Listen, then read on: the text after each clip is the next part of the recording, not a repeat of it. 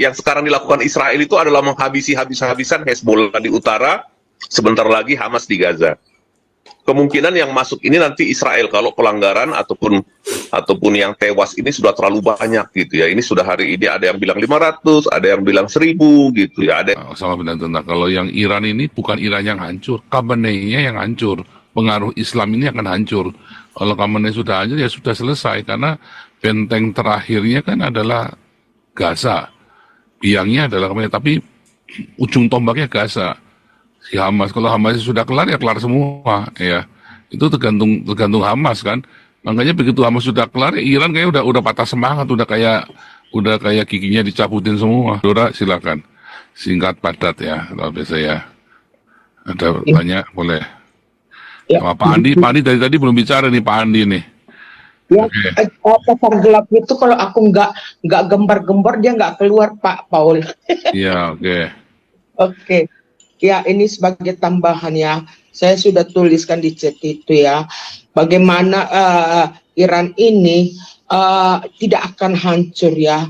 Kita lihat historis bagaimana pergolakan Osama bin Laden, siapa di belakangnya, dan 11 September ya.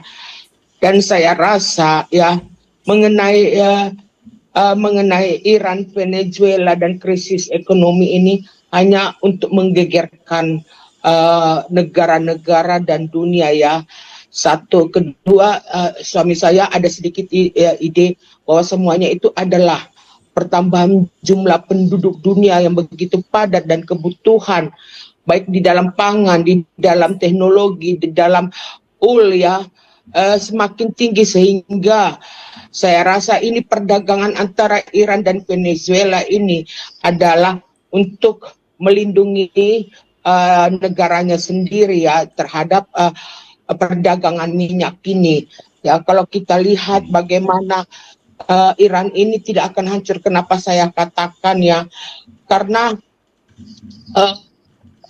Iran ini kita lihat bagaimana tadi saya katakan Osama bin Laden ini mempunyai suatu kerjasama. Oke, udah diulangi Bu, jangan diulangin lagi, udah. Ya. Jadi maksud saya ya seperti kata Pak Paul ya, memang akhirnya nanti Islam Laten ini yang akan mengakhiri Perang Dunia Ketiga, dan kalau menurut saya kira-kira itu dua periode 10 tahun 15 tahun lah kalau menurut saya ya, melihat situasi ekonomi, perdagangan, bisnis, dan jumlah penduduk dunia. Itu saja Pak Paul, tambahan dari saya. Oke. Ini Pak Andi mau bicara, Pak Andi? Oh, masih ini ya, lagi micit nih Pak Andi nih. Jadi Osama bin Laden sama Iran itu beda, saudara ya. Osama bin Laden itu di Afghanistan, Taliban, ya, dan nanti Asia itu ya. Osama bin Laden. Nah, kalau yang Iran ini bukan Iran yang hancur, Khamenei-nya yang hancur. Pengaruh Islam ini akan hancur. Kalau Khamenei sudah hancur ya sudah selesai karena benteng terakhirnya kan adalah Gaza. Biangnya adalah Khamenei, tapi ujung tombaknya Gaza. Si Hamas, kalau Hamas sudah kelar ya kelar semua ya. Itu tergantung Hamas kan. Makanya begitu Hamas sudah kelar ya Iran kayaknya udah patah semangat, udah kayak giginya dicabutin semua. Ini Ompong Toba masuk nih. Ompong, ini Ompong Toba ya? Suara Pak Paul. Oke, merdu, lanjut. Ya, ini topiknya saya lihat tadi, tapi saya masih di jalan Pak. Jadi belum bisa. Jadi kita nggak jadi bahas ekonomi Orde Lama, Orde Baru, tapi kita masuk lagi ke Perang Dunia Ketiga ini ya, Rusia, NATO, Iran, USA. Oke. Yang jadi nanti kita wait and see tentang Iran dulu ini. Iya, kita wait and see Pak. Nanti kalau sesudah itu baru kita bisa masuk ke sana. Jadi begini, Perang Dunia Ketiga ini, kalau menurut saya, untuk kondisi sekarang ini, tidak akan terjadi. Ya, tidak akan terjadi. Karena berbeda Pak Paul. Jadi kalau misalkan kita lihat, kita bandingkan dengan Perang Korea, ya. Kita bandingkan dengan Perang Korea dan Perang Vietnam. Jadi kalau kita lihat, jangan semata-mata melihat Irannya. Siapa di belakang Iran? Pasti ada 3 negara. Rusia, Cina dan Korea Utara. Nah, inilah yang ada di belakang Iran. Nah, tentunya kalau misalkan kita bicara tentang ini Amerika, ya Amerika secara ansih dia negaranya sendiri, masih ada di belakangnya NATO, ya, dan Israel. Nah, kalau kita lihat situasi sekarang ini agak berbeda. Jadi kalau dulu orang berperang karena alasan ideologis, memang ada alasan ideologis bagi Iran karena dia ideologi yang dibawanya adalah ideologi Islam Syiah, ya, ideologi Islam Syiah yang dibawakan oleh Khomeini, terus kemudian dilanjutkan oleh Ali Khamenei. Ini yang dia mau ekspor dan sebarkan ke seluruh dunia, ya, ideologinya ini. Nah, tetapi kalau kita lihat poros-poros yang terjadi sekarang, kita lihat di Venezuela. Venezuela itu juga tidak akan jadi perang dunia ketiga. Kenapa? Amerika masuk mengambil Maduro tanpa menduduki wilayah Venezuela, ya, tanpa menguasai Venezuela. Jadi sekarang ini mau dibuat Dewan Keamanan PBB mau bersidang ataupun Majelis Umum bersidang, loh, Amerika tidak melakukan pelanggaran apa-apa. Amerika akan bikin alasan kami menanggap kriminal, gembong narkoba, udah selesai, tidak akan bisa diperpanjang, terlepas posisi politiknya Maduro sebagai seorang presiden. Tapi yang jelas Amerika punya alasan yang lain, bukan karena kepresidenannya diambil, tetapi karena dia memang adalah kriminal dan gembong pengekspor narkoba terbesar ke wilayah Amerika.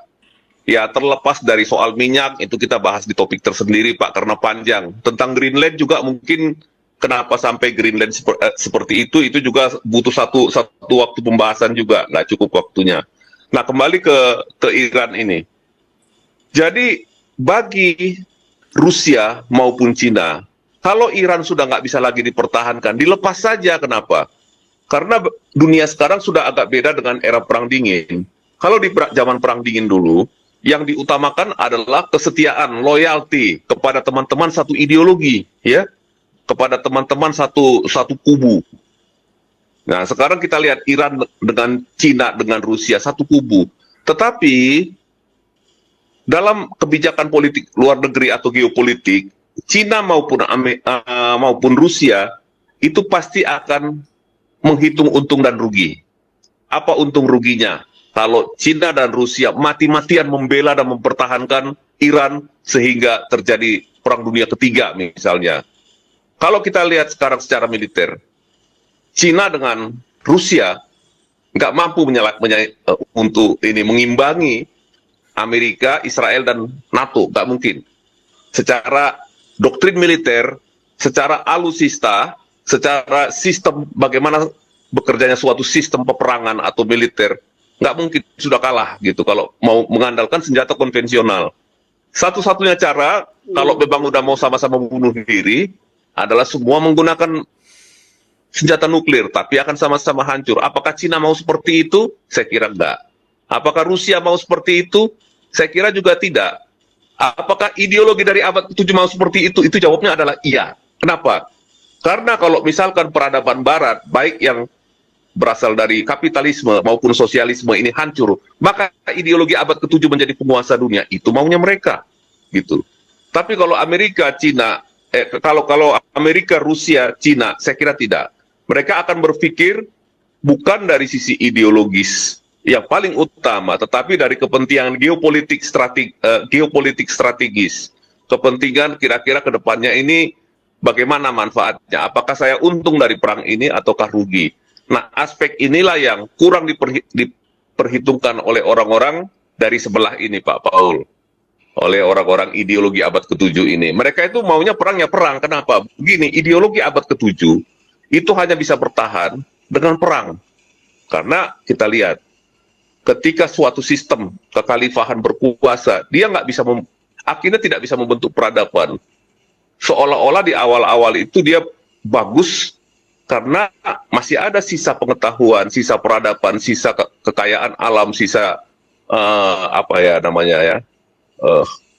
harta atau emas atau apapun yang dimiliki oleh peradaban yang sebelumnya. Tetapi ketika nanti ini habis, dia akan menginvasi tempat lain yang masih memiliki kekayaan supaya dia bisa bertahan sebagai ideologi. Jadi ideologi yang bisa berkembang dengan cara seperti itu ya, kalau kita lihat mirip-mirip pohon benalu sebetulnya, tapi ya itulah. Beda dengan kekristenan atau Judaisme, dia akan membentuk suatu sistem peradaban, membentuk teknologi, membentuk kemakmuran masyarakat, membentuk kesejahteraan. Tapi kalau ideologi dari abad ke-7 tidak akan membentuk apa-apa kecuali dia ngerampok, menghabiskan harta dan segala macam di satu wilayah atau peradaban, kemudian habis dan tidak akan pindah ke tempat lain seperti itu. Nah, tetapi kalau kita lihat di era modern ini, Iran ini adalah suatu kasus, suatu contoh barang. Ya, kenapa? Bagaimana suatu ideologi yang sudah mapan diterapkan, tentunya ideologi abad ke-7 ya, tetapi tiba-tiba kalau andaikan Ali Khamenei ini jatuh dan rezim itu berganti, kita kan sekarang kan belum memastikan bahwa dia akan jatuh ya. Tapi kalau ini sampai jatuh, maka artinya apa? Inilah kasus pertama Pak Paul di zaman modern, di mana suatu ideologi itu jatuh. Terutama ideologi dari sebelah, biasanya kalau sudah mereka berkuasa, akan sulit untuk dijatuhkan atau digeser. Tetapi ini jatuh total, akan berganti bukan hanya rezimnya, tapi juga sistemnya, sistem politik, sistem ekonomi, dan sistem kebudayaannya, itu akan berubah semua. Nah, ini adalah contoh terakhir penerapan ideologi yang berdasarkan dari sistem politik abad ke-7 dan sistem ekonomi yang dari abad ke-7 hancur di zaman modern ini. Layakkah ideologi seperti ini diterapkan di negara lain? Nah, itu terpulang kepada kita semua, terutama di Konoha, masih mau menerapkan ideologi seperti itu, gitu. Karena udah gagal. Nah, salah satu pemahaman yang sering diajarkan di perguruan tinggi maupun di ini ya, lembaga-lembaga pendidikan filsafat soal ideologi. Kalau suatu ideologi itu gagal mensejahterakan rakyatnya, kalau suatu ideologi yang diterapkan itu tidak bisa memberikan kebutuhan yang dibutuhkan oleh rakyatnya, maka ideologi ini akan hancur dan ditinggalkan. Mau dikatakan ini ideologi katanya dari surga, dari langit, ini akan hancur ideologinya. Itu yang terjadi sekarang dengan Iran ini. Kita belum bisa memastikan bahwa Iran akan hancur, karena Iran sedang berusaha habis-habisan untuk bertahan dengan mendatangkan milisi Hezbollah, milisi segala macam yang dia punya, dan proksi-proksinya di Timur Tengah dia datangkan semua ke Iran untuk menembaki rakyat Iran. Karena apa? IRGC dan aparat keamanan sudah setengah hati untuk menindak rakyat Iran, untuk membunuh gitu ya. Jadi sekarang dia datangkan milisi-milisi. Nah, ini entry point-nya nanti kemungkinan Amerika masuk langsung. Kalau Israel untuk masuk langsung saya kira enggak. Kalau Israel masuk sekarang ini menyerang Iran, dia terpancing. Kalau kita lihat sekarang situasinya, apakah ada negara Arab yang bela Iran sekarang? Tidak ada. Semua menonton sambil nyiapin kopi masing-masing, ya. Negara-negara Arab, nggak ada yang mereka belain Iran. Kenapa? Karena musuh ideologis mereka juga. Nah, ini yang kita lihat sekarang ini ya. Jadi nggak ada. Tapi kalau Israel tiba-tiba menyerang, ini pasti yang Arab lain ini pasti akan membela Iran. Kenapa? Setiap yang memusuhi Israel adalah teman. Itulah adagium yang ada di otak ideologi ya para penganut ideologi abad ke-7 ini. Nah, cuman Israel akan nonton juga. Dia nggak akan berbuat apa-apa. Yang sekarang dilakukan Israel itu adalah menghabisi habis-habisan Hezbollah di utara, sebentar lagi Hamas di Gaza. Kemungkinan yang masuk ini nanti Israel kalau pelanggaran ataupun yang tewas ini sudah terlalu banyak gitu ya. Ini sudah hari ini ada yang bilang 500, ada yang bilang 1000 gitu ya. Ada yang bilang lebih dari pengamat-pengamat hak asasi manusia ini. Jadi kita lihat solusinya bagaimana. Iran tetap akan berusaha bertahan ya dengan cara apapun. Ya, tapi kembali lagi Iran nggak akan bisa main bertahan begitu aja tanpa dukungan dari Rusia dan Cina. Sepertinya Rusia dan Cina sudah give up gitu ya. Rusia dan Cina lebih mengutamakan menggeser ini ke isu nanti bukan lagi perang total, tetapi adalah negosiasi gitu ya. Bagaimana supaya rejim pemerintahan Republik Islam Iran Syiah ini bertahan. Mungkin Khamenei diganti entah sama siapa yang dikatakan bahwa kami akan melakukan reformasi dan mulai sekarang akan moderat. Itu sekarang triknya Iran untuk triknya Republik Islam ini untuk menyelamatkan diri. Sedang lagi dilakukan seperti itu. Nah, apakah Israel dan Amerika terjebak dengan ide-ide itu? Apakah rakyat Iran bisa ditipu dengan itu? Ya, tentunya rakyat Iran nggak bisa ditipu dengan bansos, Pak, gitu ya. Tetapi apakah mereka bisa ditipu dengan janji-janji seperti itu? Nah, itu yang kita belum tahu. Silakan Pak Paul, itu aja intinya. Salam damai sejahtera bagi kita semua, berjumpa kembali dengan saya di channel ini. Terima kasih bagi teman-teman yang senantiasa setia mendukung dan memberi support dalam perkembangan channel ini. Kiranya saudara dan saya sehat-sehat selalu. Amin. Nah teman-teman, itulah dia video yang baru kita saksikan, di mana terkait dengan konflik yang ada di Timur Tengah dan sekarang berdampak pada dunia global, saudara. Nah, saudara, hari ini kita hidup di zaman yang dimana penuh dengan ketidakpastian, berita tentang perang, bencana alam di mana-mana, dan konflik global yang semakin sering terdengar di telinga kita. Banyak orang bertanya, apakah ini tanda akhir zaman? Ya, pertanyaan ini sebenarnya Yesus sudah menjawab pertanyaan ini di dalam Injil Matius pasal 24. Nah, teman-teman, yang perlu kita perhatikan bahwa tanda-tanda akhir zaman sudah mulai terlihat, saudara. Ya, sudah mulai terlihat. Yesus menggambarkan akhir zaman seperti kelahiran anak. Kesusahan datang bertubi-tubi, semakin intens. Ya, Matius 24 ayat 8. Apa saja tandanya? Yang pertama adalah perang dan konflik. Ya, kamu akan mendengar tentang perang dan suara perang. Ya, Matius pasal 24 ayat 6. Lihat saja dunia sekarang, konflik di Timur Tengah, Ukraina, dan ketegangan global. Ini bukan akhir, tetapi ini hanya permulaan. Wow. Itu yang pertama. Yang kedua, bencana alam dan kelaparan. Nah, gempa bumi, banjir, dan kekeringan meningkat, saudara. Dalam Matius pasal 24 ayat 7, di Indonesia kita sendiri sering mengalami ini. Kemudian, penganiayaan. Ya, manusia akan menyerahkan satu sama lain ke dalam maut, ya, dan Injil akan diberitakan di seluruh dunia. Matius 24 ayat 9 sampai 14. Dan gereja, banyak tempat ibadah umat Kristiani yang mengalami persekusi, tetapi Injil terus menyebar lewat internet dan misionaris. Ini sudah ada sejak abad pertama, tetapi semakin kuat menjelang kedatangan Kristus kedua kali. Jangan panik, Yesus sudah berkata, akulah yang menguasai sejarah. Ya.